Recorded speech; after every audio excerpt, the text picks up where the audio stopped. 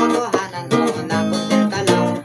Di ka sineryoso nun, di ka makinibig nun, wala siyang pake, hindi ka makilala nun. Sabi gusto pa doon niya, tsaka wala siyang iba. Yan ang salitaan sa harap ng camera. Scripted yun, good for content holders. Mahal ka lang nun kapag meron nanonood. Kaya wag kang praning, oo nga naloko ka. Umupo ka na lang makinig ng musika. Kaya chill chill lang, umalma ka lang.